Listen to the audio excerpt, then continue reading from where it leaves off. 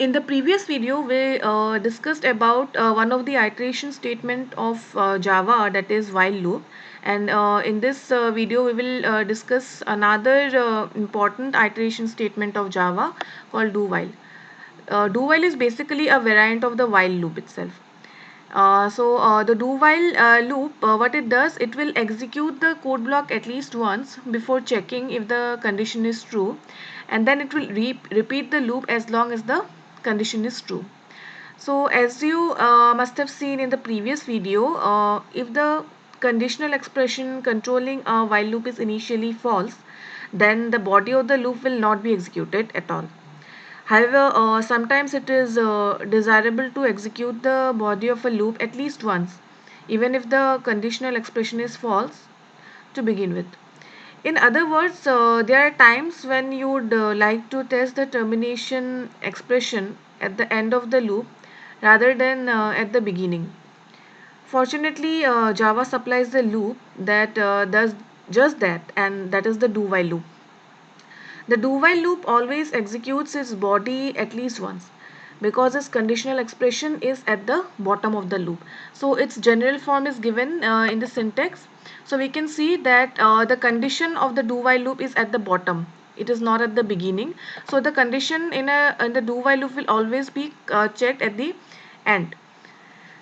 So each iteration of the do while loop first executes the body of the loop and then evaluates the conditional expression. If this expression is true, then the loop will repeat. Otherwise, the loop terminates. As with all Java's loops, condition definitely must be a Boolean expression. So, the condition inside this while loop must be a Boolean expression. Now let us try to understand the working of this do while loop with the help of an example. So this is the example. In this example, we have a variable called I, which is initially set to the value of 0, or it has been initialized to the value 0. Now, as I have already mentioned that the do while loop will execute the code at least once, no matter what. Even if the condition is false, then also do while will execute the block of code at least once. So therefore, we'll straight away get inside this code block, and it will print the value of I once. So as we can see in the output, the first output that was generated is 0.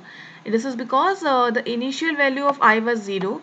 So without checking the condition, the do while loop will execute this code block, and the first value of I will get printed, that is 0. Now after printing the first value of I, the value of I will get incremented, and after getting out of this loop, the condition will be checked at the end. So using as this while condition. So as per the condition says that until and unless the value of I is less than 5, the do while loop will continue. So now since the value of I currently is 1 after increment, therefore this condition is satisfied, the condition holds true, and the do while loop will again start, and it will execute this block of code, and the second value of I will be printed. So this way the process will continue, and the value of I will be printed from 0 to 4. So now after the value of I becomes 5, then the condition again will be checked here, and if now since the value of I has become 5, and which is definitely not less than 5, it is equal to 5, therefore the program terminates and it will get out of the do while loop. So let us now discuss another problem to illustrate the use of do while loop. So this is this program that we discussed in the previous video using while loop. It is sum of natural numbers. So now let us discuss this problem of the sum of natural numbers using do while loop.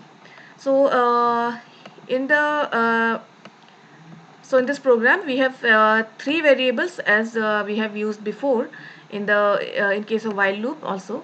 We have a variable num which is initialized to the value 3. We have variable I, which is initialized to the value 1, and we have a variable sum that has been initialized to the value 0. Now, as I have already mentioned, the do while loop will execute the loop at least code block at least once. So inst- without checking the condition, it will straight away get inside this loop, and the first code block will get executed. So the first statement inside the code block is sum equal to sum plus I. Now the value of sum is initially 0, so and the value of I is initially 1, so the sum value of sum will become 1 here. So after assigning the value of sum as 1, the value of I will get incremented. And after incrementing the value of I, and after coming out of this particular loop, the condition will be checked at the end, and it will check whether the value of I is less than equal to the value of the variable num. Now since the value of I currently is 2 after increment, which is definitely less than the number of the value of the variable num, that is 3, therefore the loop will be executed once again. So the this do while loop will get executed until this condition is satisfied, every time checking the condition at the end. So after